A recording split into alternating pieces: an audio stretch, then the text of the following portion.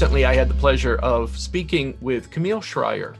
Camille is a Doctor of Pharmacy student at Virginia Commonwealth University. She's been a strong advocate for important topics like medication safety, substance abuse prevention, and particularly addressing the opioid epidemic. Camille Schrier is also Miss America 2020. Among the topics that Camille and I discussed was the importance of naloxone. Well, you are, I understand, a certified naloxone trainer. So maybe we could turn and talk about that. I have my own naloxone, or Narcan, the trade name, kit right here. I've been trained. You've obviously been trained and are yourself a trainer. Why should people take this as an important and serious issue, namely to get trained and to carry and have access to naloxone? For me, I think of it like having a CPR certification or first aid certification, that if you are in a situation, a public situation, you have the opportunity to be that first responder and literally save someone's life. Naloxone and Narcan are the same thing, but they have this beautiful ability to literally reverse an overdose within a minute or two, depending upon how much of a substance someone has taken. You're giving someone their life back. And there's a lot of stigma around Narcan use because people often think that, well, if someone made a choice to take that substance, why am I going to give them this Narcan to reverse it?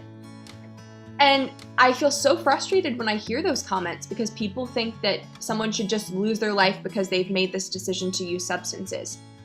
And I think of it in a way that, if you had a family member with diabetes, right? And that person with diabetes woke up one morning and they decided to eat a dozen donuts for breakfast and their blood sugar went off the roof.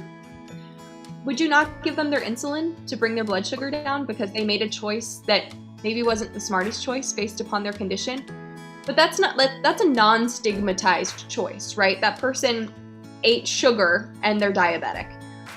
We immediately look at substance use disorder and particularly opioid use disorder and say, oh, well, this person chose to use opioids, and so I'm going to let them reap those consequences, which in so many ways can be the end of their life. And I think of Narcan as a way to, that person has to be alive to go into recovery.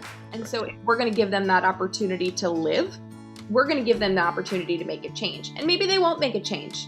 Not yet, not now, maybe in the future, but they're someone's child, potentially someone's parent. And, I've realized how insensitive a lot of our communities are to those who are struggling with opioid use disorders and substance use disorders. And that's why I think it's so important that we talk about it, and why I relate it to diseases like diabetes, which are other chronic illnesses that have to be managed. Who of us would want, first of all, as we both know, the nature of addiction is not just sort of should I, take an opioid today or shouldn't I? As if, it's just sort of a toss-up that there are, such powerful forces biologically and otherwise that are driving those decisions. But even so, who of us would want to be given, so to speak, a death sentence for every mistake that we've made in life? And it's just such an easy tool to be able to have literally in your back pocket or in your purse to be able to help someone.